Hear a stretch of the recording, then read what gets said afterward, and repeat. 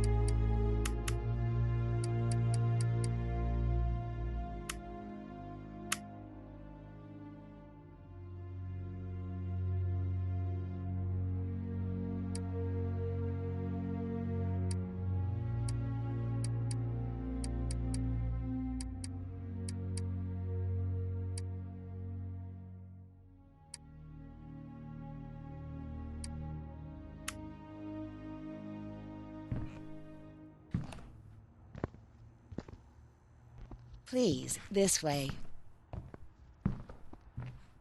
Bad habit. Smoking? Yes, such a shame. You should quit. You have no idea how bad this is for you. Not only for your health, but it's also very expensive. Money and time wasted. I have so much to do every day. I couldn't waste time with such a bad habit. Do you assist Mr. Felton all day? Oh no, from midday to 8 p.m. Then I go back home. I live near here. If needed, he can contact me with a pager, but that's not often. His wife takes care of him when I'm off. What can you tell me about her? I met her just a couple of times.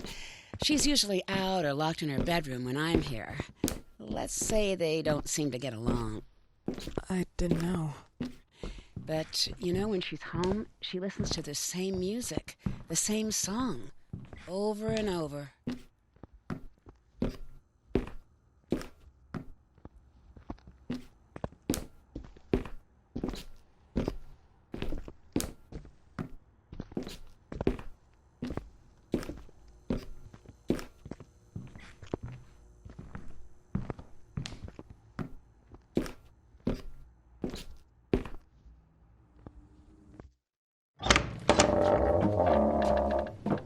This way, please. Mr. Felton will be here in a few minutes. Okay.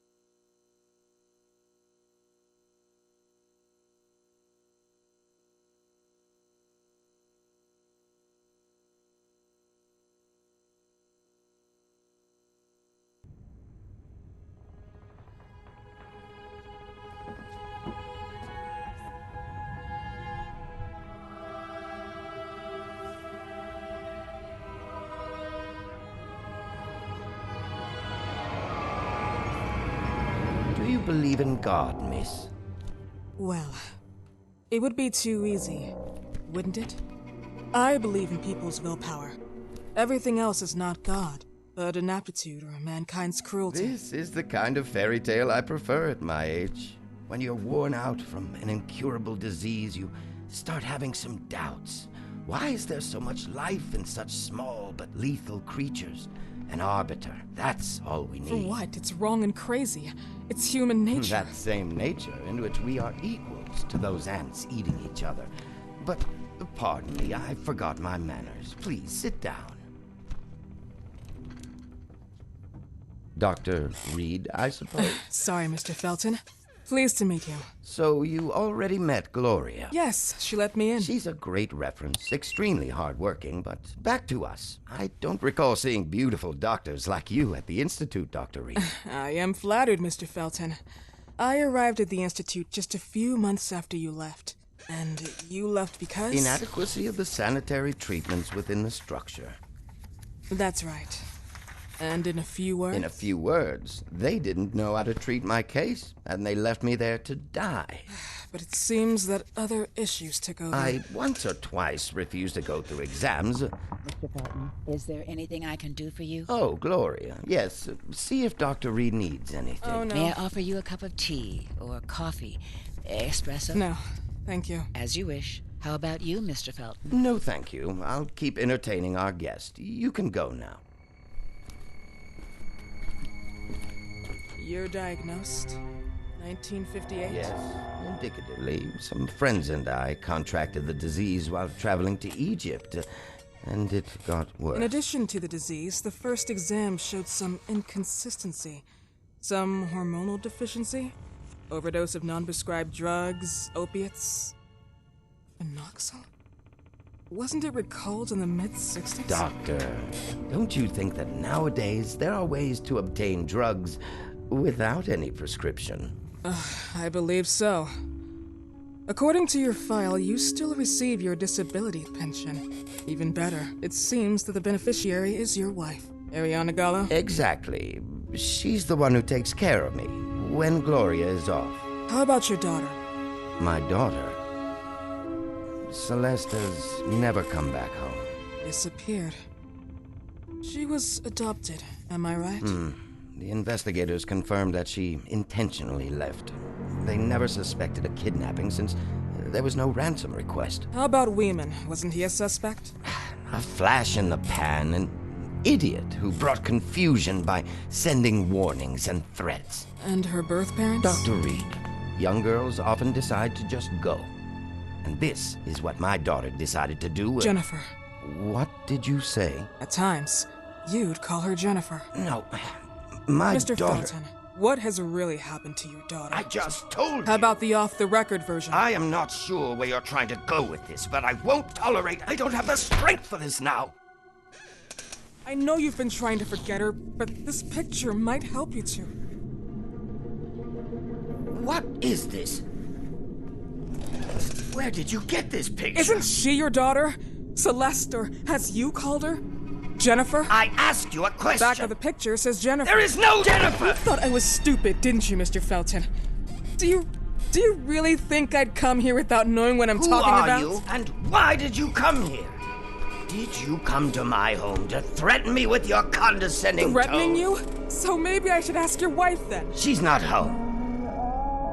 Seems like she is. Mr. Felton, I just talked to the director of the Institute on the phone. They have never heard of Dr. Reed. She is not what she claims to be. Well, Miss Reed, if that is your real name, your time here has ended. Please, leave my property. Miss Gloria will escort you out. Please follow me. Mr. Felton, please, tell me what you did to your daughter! Good evening. Follow me.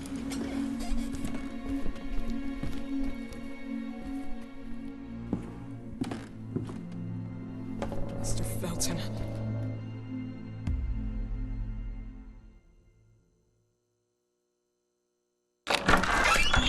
You know the way. How do you even... How do I do what? How do you even sleep at night? You use people's lives regardless of the pain you cause. The Feltons have been through a lot. And they are good people. Gloria, a young girl disappeared. We all know the story, unfortunately. A burden that the Feltons will have to carry for the rest of their lives. Celeste just left them. If that was the case, there was a motivation behind it. And it threatened her life.